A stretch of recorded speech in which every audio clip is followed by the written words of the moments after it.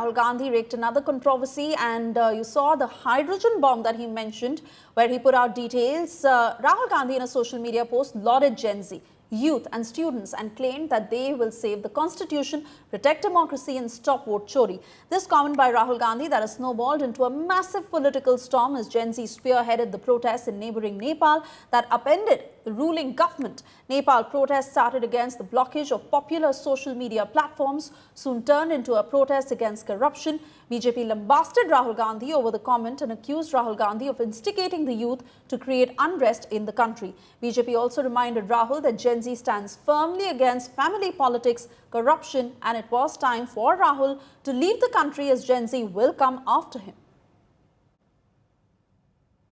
मैं समझता हूँ बड़ा ये हास्यास्पद बातें होगी इस तरह अगर भारतीय जनता पार्टी आरोप लगा रही है तो सत्ता उनके पास है, ऐसी परिस्थितियां कौन क्रिएट कर रही है।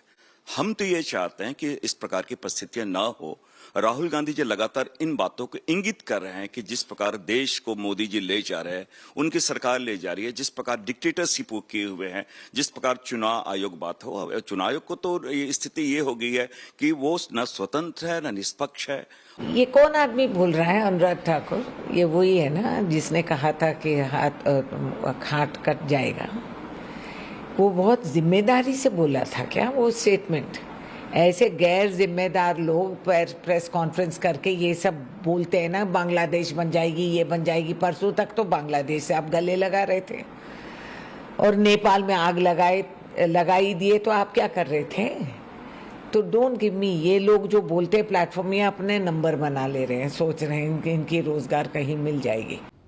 ठीक ही कह रहे हैं, नौजवान युवा आगे आ रहे हैं, उनको ठगने का काम हुआ है, नौकरियां नहीं मिल रही हैं, बेरोजगारी बढ़ गई है, तो युवा तो गुस्से में है और कोई वोट चोरी कर रहा है उनका।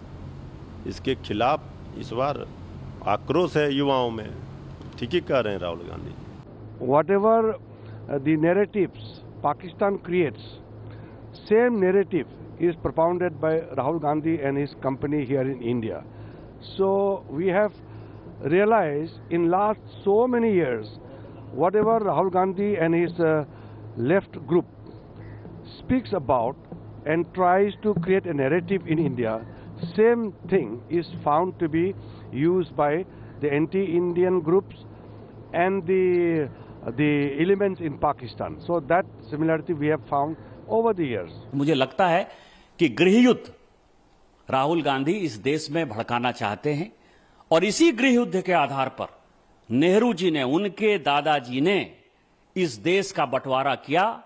उसी गृहयुद्ध को करा के जेएनजी जैसे मुद्दे को उठाकर ये इस देश के टुकड़े टुकड़े करना चाहते हैं। सोरोस फाउंडेशन के साथ मिलकर भारतीय जनता पार्टी जेएनजी के आंदोलन के साथ रहेगी और मैं आपको चैलेंज करता हूं, दावे के साथ करता हूं कि पूरी गांधी फैमिली और गांधी फैमिली को सपोर्ट करते हुए जितनी परिवारवादी पार्टियां हैं, यदि वो इस देश से भागती हुई इन्हें नजर आएंगी, फिर आप मुझे कहिए। राहुल गांधी फ्रस्ट्रेशन में है, हताशा में। ये नकल सब, कभी मोदी जी का नकल करेंगे,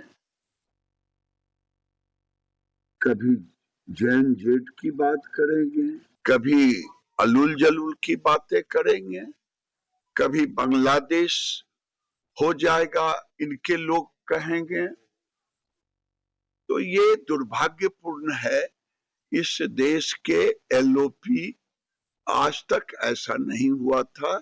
ये अर्बन नक्सल है। देखिए, राहुल गांधी देश के युवाओं को, जेनजी को, स्टूडेंट्स को अपने एक्स पर पोस्ट करके भड़का रहे हैं। उसे लोकतंत्र की हिफाजत करने की बात कर रहे हैं, लोकतंत्र बचाने की बात कर रहे हैं, संविधान बचाने की बात कर रहे हैं, वोट चोरी बचाने की बात कर रहे हैं, जबकि संविधान की हत्या तो उनके दादी के वक्त में हुआ था, जब इमरजेंसी लगी थी, और लोकतंत्र की और संविधान की हत्या तब हुई थी।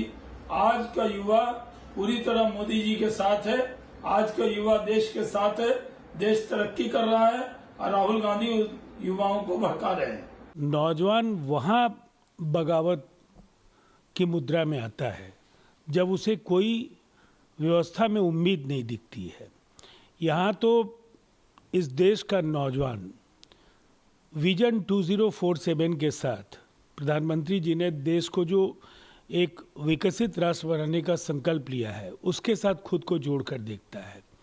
इसीलिए ऐसे घिसे पिटे सोच आत्ममुग्ध राहुल गांधी को आ सकते हैं, लेकिन दरअसल कांग्रेस की खोई जमीन को फिर से हासिल करने के Cutting across to my colleague Aishwarya Paliwal, who is with us on the broadcast. Aishwarya, this certainly has become a huge flashpoint between the BJP and Rahul Gandhi, where the BJP says that the statement is provocative.